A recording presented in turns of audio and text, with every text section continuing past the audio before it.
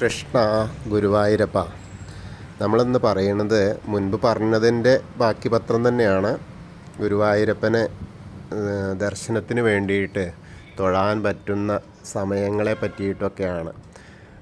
ഗുരുവായൂരപ്പൻ്റെ പലരും ചോദിച്ച കാര്യങ്ങളാണ്, ഏത് സമയത്ത് വന്നാലാണ് ഭഗവാനെ തൊഴാൻ പറ്റുക എന്നുള്ളതൊക്കെ. അപ്പോൾ അവിടുത്തെ ആ ഒരു പൂജാക്രമങ്ങളും മറ്റു കാര്യങ്ങളുമാണ് ഞാനിതിലൂടെ പറയാനായിട്ട് പോകുന്നത്. അപ്പോൾ എല്ലാവരും അതൊന്ന് ശ്രദ്ധിക്കുക. എങ്ങനെയെന്ന് വെച്ചാൽ നമ്മൾ ആദ്യം തന്നെ പറഞ്ഞിരുന്നു, നിർമാല്യത്തോട് കൂടിയിട്ടാണ് തുടക്കം. അതായത് ഗുരുവായൂരപ്പൻ്റെ ഒരു ദിവസത്തെ പൂജ, ആ ദർശന സമയങ്ങളുടെയൊക്കെ തുടക്കം നിർമാല്യത്തോട് കൂടിയിട്ടാണ്. അപ്പോൾ അത് ഏകദേശം 2:30 കൂടിയിട്ട് മേൽശാന്തി കുളിച്ച് വന്ന് ഭജനയൊക്കെ ഇരുന്ന് കുറച്ച് നേരം ഭജനയൊക്കെ പ്രാർത്ഥിച്ചതിന് ശേഷം, നാലമ്പലത്തിൽ പ്രാർത്ഥിച്ചതിന് ശേഷമാണ് 3 മണിയാകുമ്പോഴേക്കും അവിടെ റെഡിയായിട്ട് സോപാനപ്പടിയിൽ നിൽക്കും. നമ്മുടെ 3 മണി അടിക്കുന്ന, അതായത് കാവൽക്കാർ, സോപാനം കാവൽക്കാർ 3 അടിക്കുന്ന മാത്രയിലാണ് ഗുരുവായൂരപ്പൻ്റെ തിരുനട തുറക്കുക. അതായത് സോപാനത്തിലെ തിരുനടയും പുറത്തെ നമ്മളെ ഗോപുരവാതിലും തുറക്കുന്നത് ഒരേ സമയത്താണ്. ഒരേ സമയം, ഒരു നിമിഷാർദ്ധം കൂടി വ്യത്യാസമില്ലാത്ത അതുപോലെയാണ്.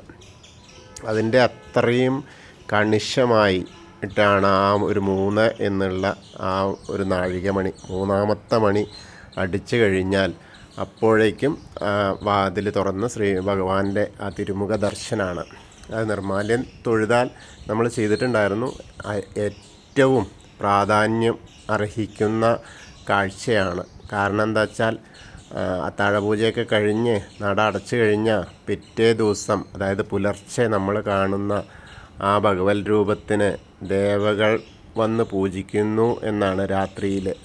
അപ്പോൾ അത് നമ്മൾ അടച്ച് നോക്കി നടപ്പൊക്കെ കഴിഞ്ഞ് വന്നു കഴിഞ്ഞാൽ ഉണ്ടാകുന്ന പിന്നെ ദേവതകളാണ് അവിടെ പൂജകൾ ചെയ്യുന്നത് എന്നാണ്. അവരുടെ ആ ഒരു എന്താ പറയുക, ഭക്തി പുരസ്കരമുള്ള പൂജകളുടെ ബാക്കി പത്രമാണ് നമ്മൾ രാവിലെ പോയിട്ട് ആ നിർമാല്യ ദർശനം കാണുന്നത്. നിർമാല്യ ദർശനം എന്ന് പറഞ്ഞാൽ ആയുരാരോഗ്യ സൗഖ്യമാണ്. അതായത് എല്ലാതും അതിലടങ്ങിയിരിക്കുന്നു എന്നാണ്.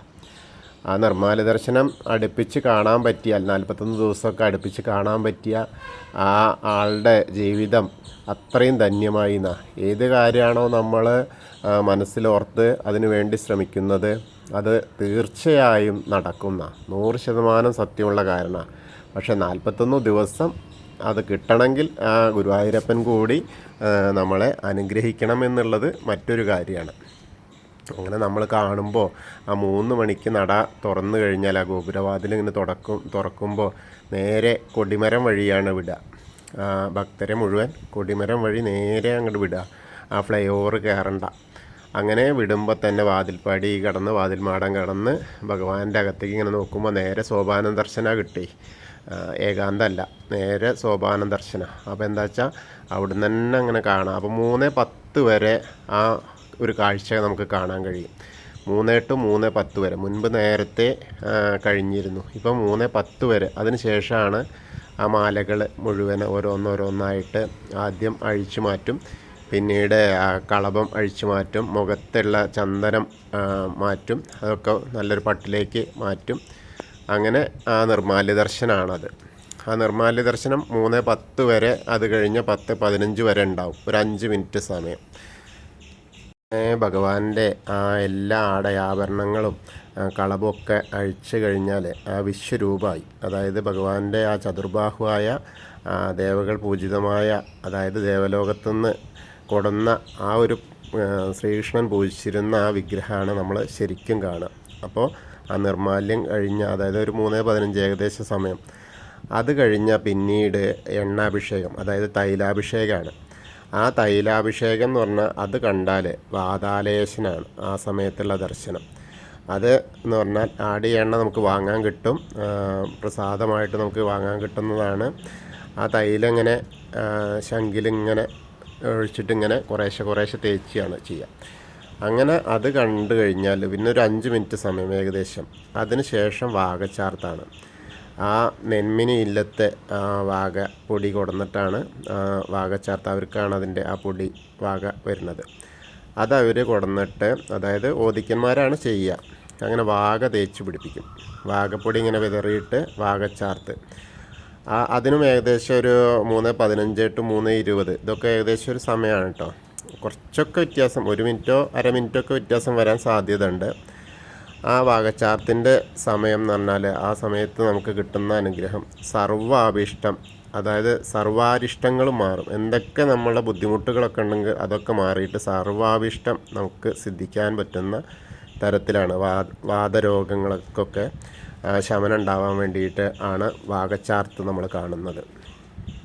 പിന്നീട് അത് കഴിഞ്ഞാൽ ആണ് ശംഖാഭിഷേകം. അതായത് അത് നമുക്ക് ഷീട്ടാക്കാൻ പറ്റും കേട്ടോ, സപ്തശുദ്ധി അഭിഷേകം എന്ന് പറഞ്ഞിട്ട്.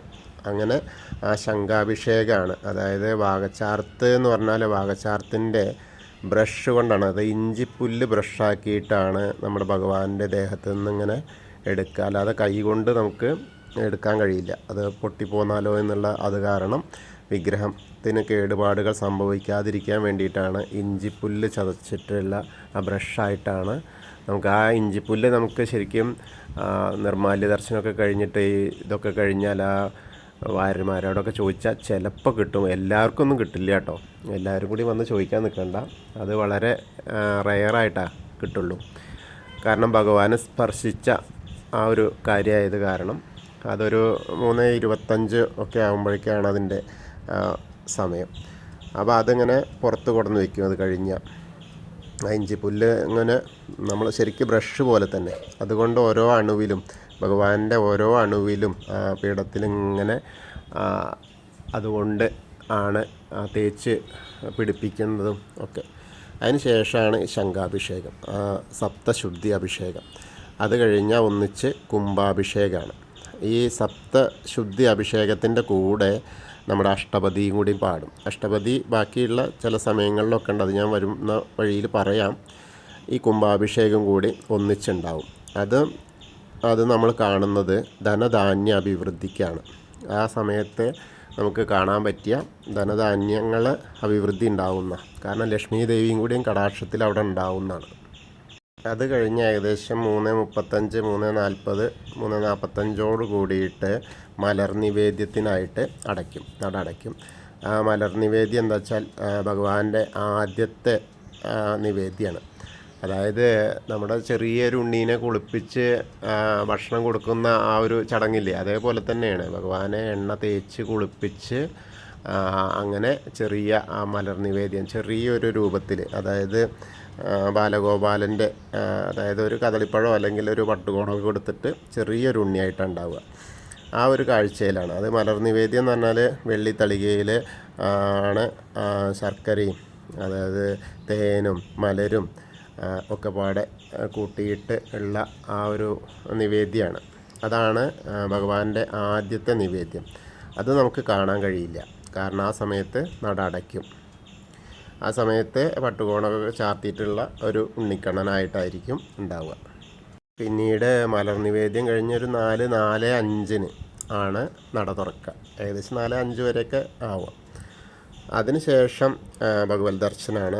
4:30 വരെ നമുക്ക് കിട്ടും. 4:30 വരെയൊക്കെ കഴിഞ്ഞാൽ 4:30 കഴിഞ്ഞാൽ പിന്നെ കുറച്ച് നേരം ഉഷപൂജയുടെ നേദ്യത്തിന് വേണ്ടിയിട്ട് അടയ്ക്കും. ഈ മലർ നിവേദ്യം നമുക്ക് പ്രസാദമായിട്ട് വാങ്ങാൻ കിട്ടും. അതുപോലെ അതിൻ്റെ പ്രസാദം ആദ്യത്തെ വലിയ ചെമ്പിലാണ്, വലിയ ഉരുളിയിലാണ് മലർ നിവേദ്യം തയ്യാറാക്കുക. അത് ആനയ്ക്ക് കൊടുക്കും ആദ്യം. അതിന് നമുക്കും കിട്ടും കേട്ടോ, ഭക്തർക്കും കിട്ടും, വാങ്ങാൻ കിട്ടും. അതവിടെ ഷീട്ടാക്കിയാൽ മലർ നിവേദ്യം കിട്ടും. ആ ഉഷപൂജ നേദ്യത്തിൻ്റെ ഒരു 4:30, 4:45 വരെ, 4:30 to 4:45, 4:50 ഒക്കെ വരെ ഉഷപൂജ നേദ്യത്തിൻ്റെ അതിന് വേണ്ടിയിട്ട് നട ഒന്നുകൂടി അടയ്ക്കും. ആ സമയത്ത് ആരെയും നിർത്തില്ല കേട്ടോ. അതല്ലാത്ത ആളുകൾക്ക് ചിലപ്പോൾ മലർ നിവേദ്യത്തിൻ്റെ സമയത്ത് 1-2 ആളുകളൊക്കെ ചിലപ്പോൾ നല്ല VIPs ഒക്കെ അവിടെ നിൽക്കാറുണ്ട്. പക്ഷെ അതും വളരെ ദുർലഭമായിട്ടാണ്. ഈ സമയത്ത് ആരെയും നിർത്തില്ല. അവിടുത്തെ ജോലിക്കാരെ പോലും നാലമ്പലത്തിനകത്ത് നിർത്താറില്ല. അതേ ആ സമയം ഏകദേശം 4:45, 4:50 വരെയൊക്കെയാണ് ഈ ഉഷപൂജ നേദ്യത്തിൻ്റെ സമയം.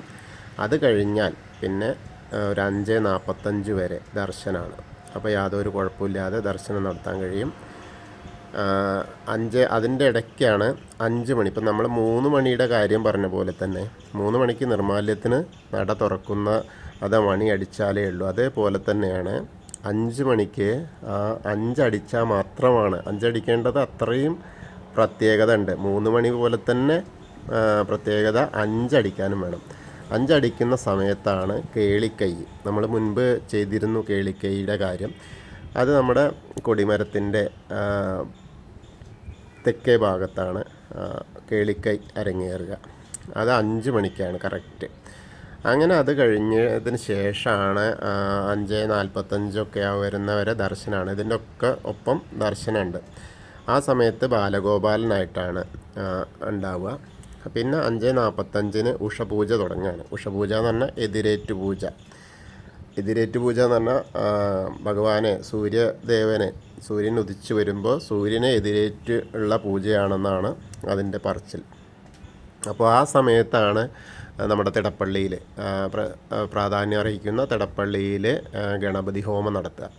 മേൽശാന്തി ആണ് വന്നിട്ട് ആ സമയത്ത് അതേപോലെ അത് നമുക്ക് കാണാൻ കഴിയും. അതായത് ആ സമയത്ത് ഭക്തരെ അകത്ത് നിർത്തും. അപ്പോൾ ഗണപതി ഹോമം നമുക്ക് കാണാം.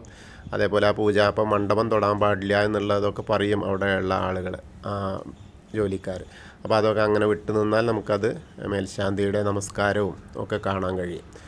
അതിന് ശേഷം വീണ്ടും നമ്മൾ ഏകദേശം ഒരു 6 ഈ സമയത്ത് നമ്മുടെ കൂത്തമ്പലത്തിൽ വേദപാരായണം, വേദം ചൊല്ലുന്നത് കേൾക്കാം. അതും അതിൻ്റെ പ്രാധാന്യമുള്ള സമയമാണ്. അങ്ങനെ ഒരു 6:10, 6:15, 6:20 കൂടിയിട്ടാണ് ഈ എതിരേറ്റ് പൂജ അവസാനിക്കുക. ആ സമയം മുതൽ വീണ്ടും നമുക്ക് ദർശനമായി കുറച്ച് സമയം. പിന്നീട് ഭഗവാന്റെ ശീവേലിയായി. ആ ശീവേലിക്കുള്ള ആനയെ കുളിപ്പിച്ച് കൊടന്ന് നിർത്തിയിട്ട് നെറ്റിപ്പൊട്ടൊക്കെ ഇങ്ങനെ വടക്കേ നടയിൽ ഇങ്ങനെ നിർത്തി റെഡിയാക്കും. അങ്ങനെ റെഡിയായി വരുന്ന സമയത്താണ് ഏകദേശം 6:50, 7 മണിയുടെ ഉള്ളിലാണ് ശീവേലി വരിക. ആദ്യത്തെ ഭഗവാന്റെ ശീവേലി അത് ഏറ്റവും കുറച്ചിലുകൾ വരും സമയം. കാരണം എന്താ വെച്ചാൽ പ്രത്യേക ദിവസങ്ങളിൽ 5 മണിക്കൊക്കെ ശീവേലി ഉണ്ടാവാറുണ്ട്. അപ്പോൾ അതേപോലെ ശീവേലിയാണ്. ആ ശീവേലി കഴിഞ്ഞ് കഴിഞ്ഞാൽ ഭഗവാന്റെ തിടമ്പ് അകത്തേക്ക് കയറി കഴിഞ്ഞാൽ വീണ്ടും ദർശനമാണ്. ആ സമയങ്ങളിലൊക്കെ നമുക്ക് തൊഴാൻ പറ്റുന്ന ആ ഒരു കാര്യമാണ്. പിന്നീട് അടുത്തതായിട്ട് ഭഗവാന്റെ പന്തീരടി പൂജയാണ്. പന്തീരടി നേദ്യം ആ സമയത്ത് നട അടയ്ക്കും. അതൊരു ഏകദേശം 8 മണി കഴിഞ്ഞ് 8:10, 8:20 ഉള്ളിൽ നട അടയ്ക്കും.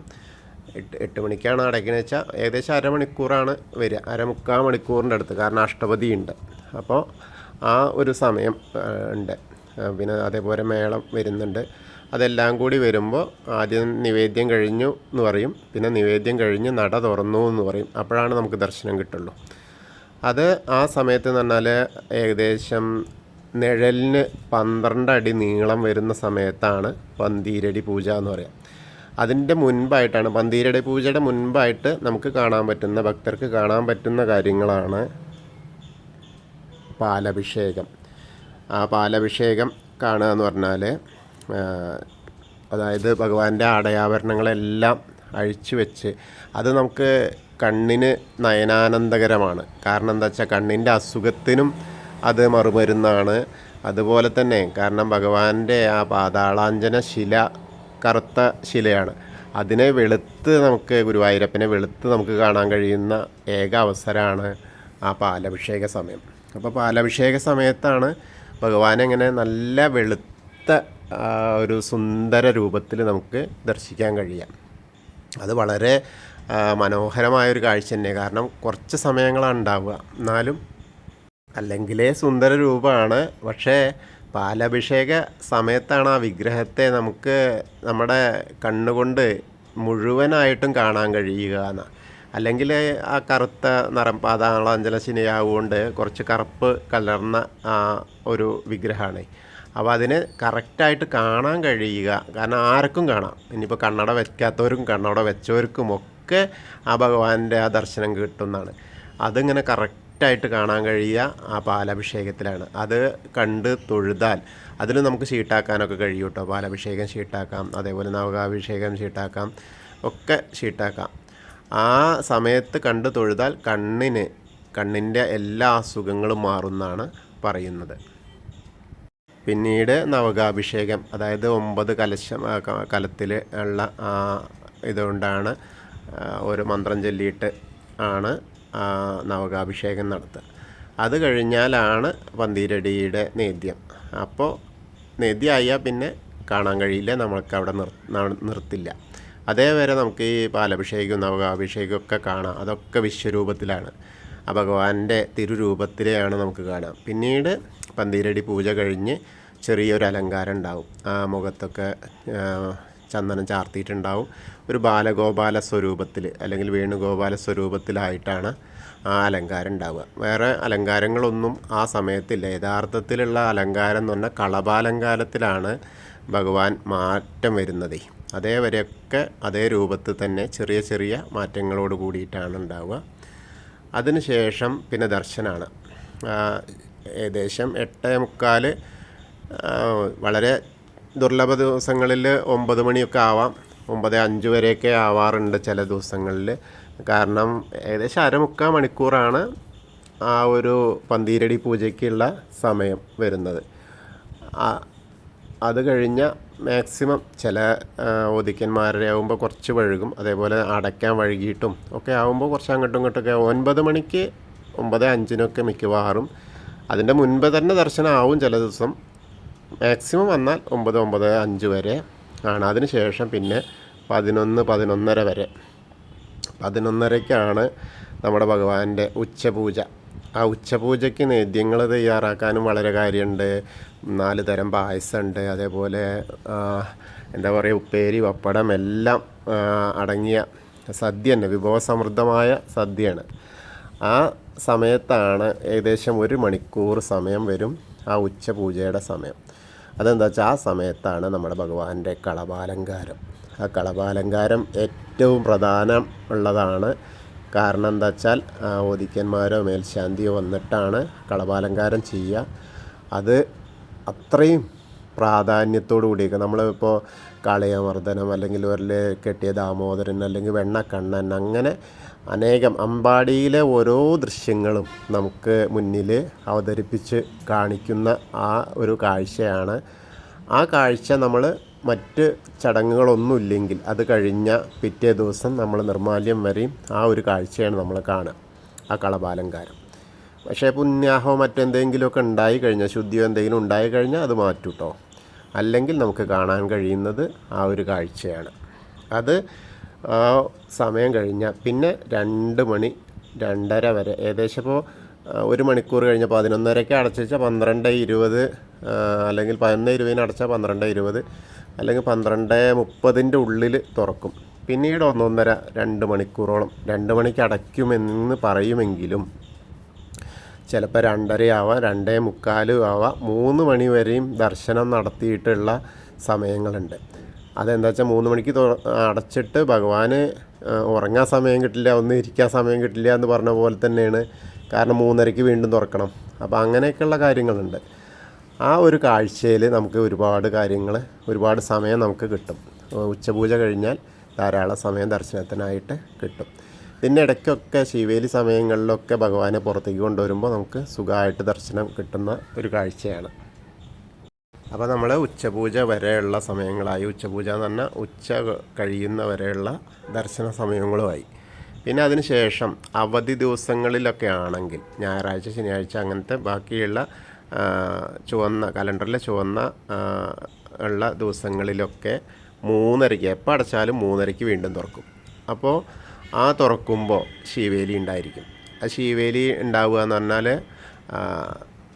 ശിവേലി അല്ലാത്ത ദിവസം, അതായത് ശ്രീഭൂതബലി സമയത്ത് ഉണ്ടാവില്ല. അപ്പോൾ 3:30-ക്ക് തുറന്നാൽ മേളം ഒക്കെ ഉണ്ടാവും, അത് ഉത്സവ സമയങ്ങളിൽ.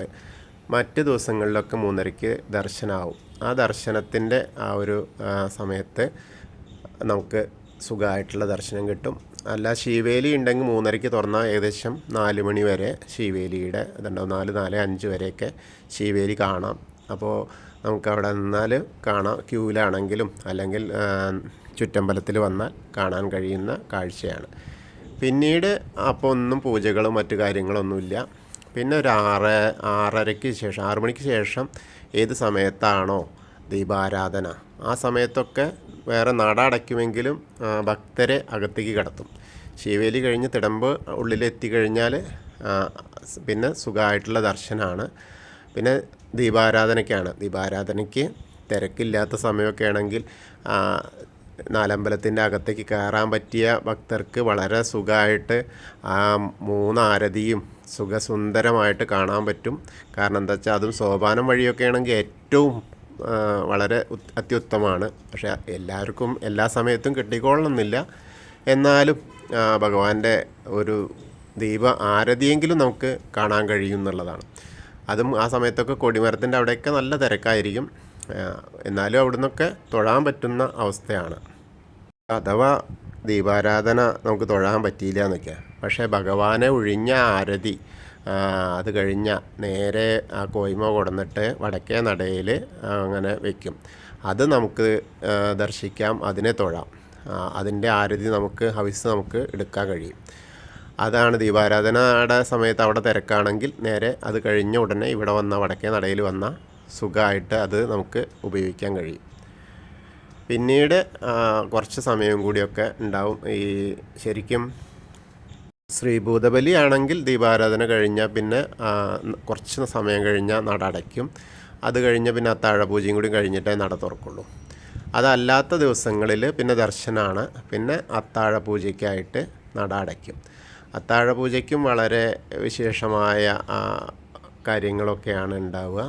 ഭഗവാന്റെ നേദ്യം ഒട്ടും കുറവില്ലാത്ത തരത്തിലുള്ള നേദ്യങ്ങളാണ് തയ്യാറാക്കുക. അത്താഴ പൂജ സമയത്തും നമുക്ക് ദർശനമില്ല.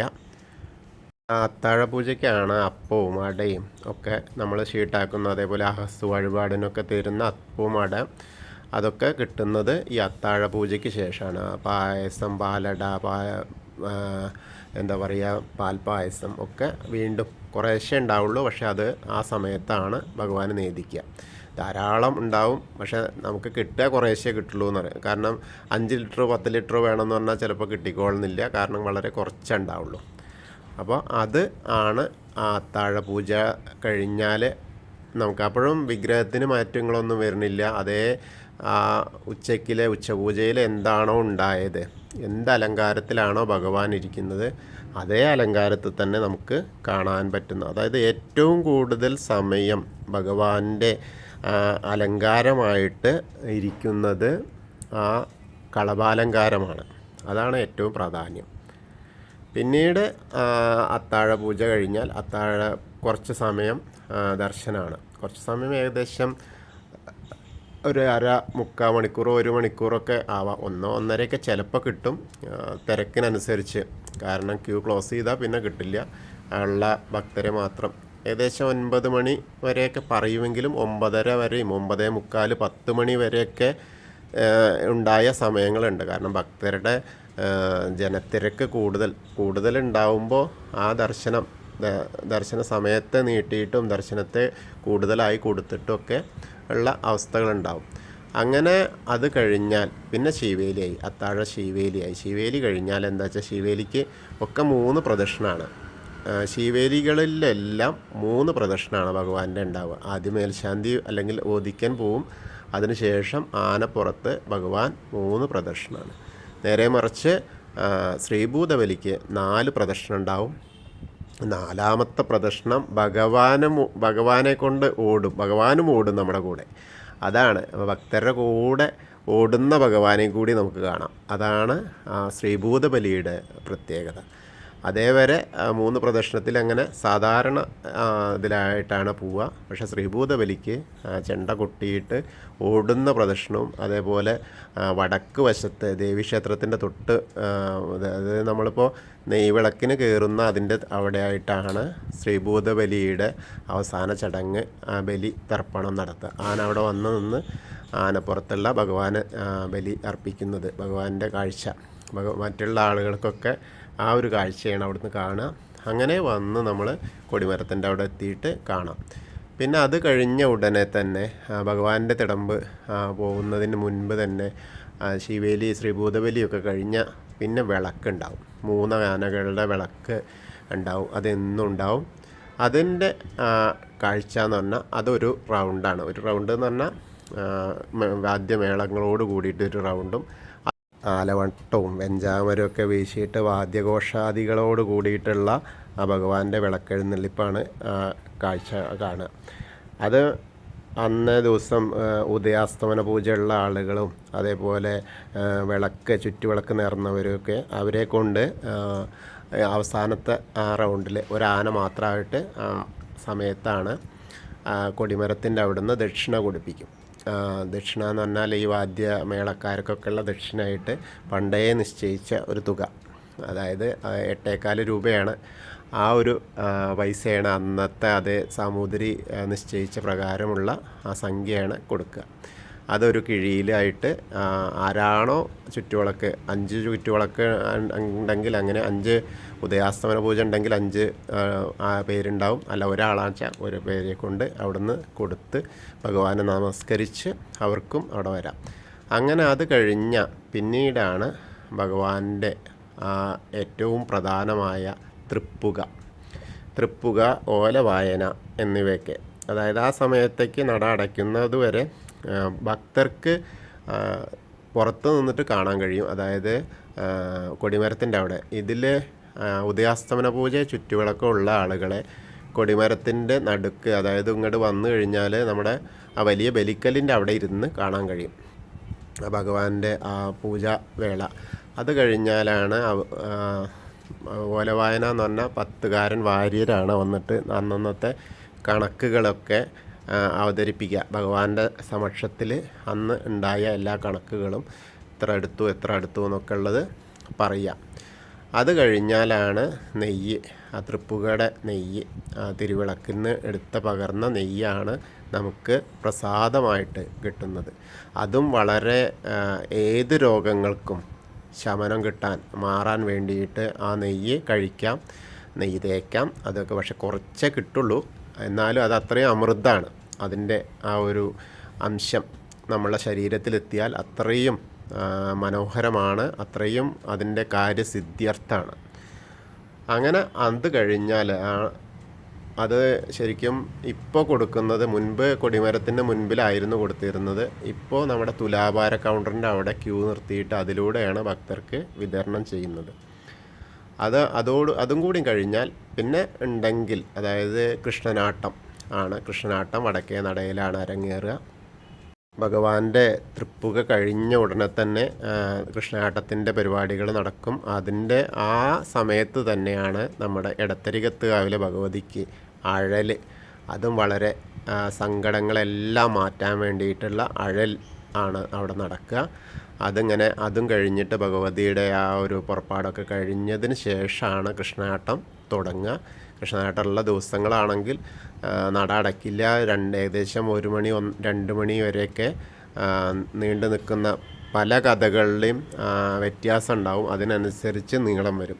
അങ്ങനെ 2 മണിയൊക്കെ ചിലപ്പോൾ ആവാൻ സാധ്യത ഉണ്ട്, 1:30 വരെയൊക്കെ. പക്ഷെ ആ സമയത്തൊക്കെ നമുക്ക് കൃഷ്ണനാട്ടം ഉണ്ടെങ്കിൽ ചുറ്റമ്പലത്തിനകത്ത് നമുക്ക് നിൽക്കാൻ പറ്റുന്ന, അതായത് അവിടെ ഇരുന്ന് കാണാൻ പറ്റുന്ന അവസ്ഥയാണ്. അതില്ല എങ്കിൽ അഴൽ ഭഗവതിയുടെ അത് കഴിഞ്ഞാൽ എല്ലാവരെയും പുറത്തേക്ക് പോകേണ്ടി വരും, പുറത്തേക്കാക്കും. ഭഗവാന്റെ നട അടയ്ക്കും കേട്ടോ. ഭഗവാന്റെ നട എന്ന് പറഞ്ഞാൽ, നാലമ്പലത്തിലെ നട എന്ന് പറഞ്ഞാൽ ഒരു തൃപ്പുക കഴിഞ്ഞ ഉടനെ അടയ്ക്കും. പിന്നീട് അത് തുറക്കുന്നത് പിറ്റേ ദിവസം നിർമ്മാല്യ സമയത്താണ്. ബാക്കിയുള്ള ചുറ്റമ്പലത്തിലെ നടയാണ് പിന്നെ ഭഗവതിയുടെ അഴൽ കഴിഞ്ഞാലും എന്താ പറയുക, കൃഷ്ണനാട്ടം ഉണ്ടെങ്കിൽ അതൊക്കെ കഴിഞ്ഞ് അടയ്ക്കുള്ളൂ. അതാണ് ഒരു ദിവസത്തെ ഭഗവാന്റെ പൂജകളും കാര്യങ്ങളൊക്കെ. അതുപോലെ തന്നെ അർച്ചന നമുക്ക് ചെയ്യാം. അർച്ചനയുടെ കാര്യം ഒരാൾ ചോദിച്ചു. അർച്ചന എന്ന് പറഞ്ഞാൽ 5 തരത്തിലുള്ള അർച്ചനകളുണ്ട് ഭഗവാന്റെ. അർച്ചനയുടെ കാര്യം എന്താ വെച്ചാൽ, ആ അർച്ചനയ്ക്ക് ആ വാക്കുകൾക്ക് തന്നെ കുറേ കാര്യങ്ങളുണ്ട്. അർച്ചനയിൽ എന്ന് പറഞ്ഞാൽ അകാരം ജലപുഷ്പങ്ങളെ കൊണ്ടാണ്. അർച്ചകാരം എന്ന് പറഞ്ഞാൽ ദീപം, അതായത് ദീപനാളങ്ങളും പുകയും ഒക്കെ കൂടിയിട്ടുള്ള. പിന്നെ നഗാരം എന്ന് പറഞ്ഞാൽ സ്നാന നൈവേദ്യങ്ങൾ കൊണ്ടാണ്. അപ്പോൾ എല്ലാതും അടങ്ങിയതാണ് അർച്ചന. അപ്പോൾ അർച്ചന ചെയ്യുന്നത് നമ്മുടെ ഗുരുവായൂരപ്പന് പുരുഷ സൂക്തമുണ്ട്, സഹസ്രനാമം അർച്ചന ഉണ്ട്, അഷ്ടോത്തര അർച്ചന ഉണ്ട്. പിന്നെ അതിനൊക്കെ 15 രൂപയാണ് വഴിപാടുകൾ. പിന്നെ ഗണപതി അർച്ചനയുണ്ട്, ശാസ്ത അർച്ചനയുണ്ട്, അതിനൊക്കെ 10 രൂപയാണ്. ഭഗവതിക്ക് അഴൽ അതിന് 30 രൂപയാണ്. ഇത്രയും കാര്യങ്ങളൊക്കെയാണ് ഉള്ളത്. അത്രയും ഫലപ്രദമായ ഒരു വീഡിയോ ആയിരിക്കുന്നു വിചാരിക്കുന്നു. എല്ലാവരും ഇഷ്ടപ്പെട്ട ഷെയർ ചെയ്യുക, സബ്സ്ക്രൈബ് ചെയ്യുക. എല്ലാവർക്കും ആ ഗുരുവായൂരപ്പൻ്റെ എല്ലാ പൂജകളും തൊഴാൻ പറ്റട്ടെ. ഓരോ സമയങ്ങളിലും ഓരോ പൂജകളും കണ്ട് ഭക്തന്മാർക്ക് ആ ഗുരുവായൂരപ്പൻ്റെ അനുഗ്രഹം ലഭിക്കുമാറാവട്ടെ എന്നുകൂടി പ്രാർത്ഥിക്കുന്നു. കൃഷ്ണായ വാസുദേവായ ഹരയേ പരമാത്മനെ പ്രണതക്ലേശനാശായ ഗോവിന്ദായ നമോ നമഃ. ഹരേ കൃഷ്ണ. ഗുരുവായൂരപ്പാ ശരണം.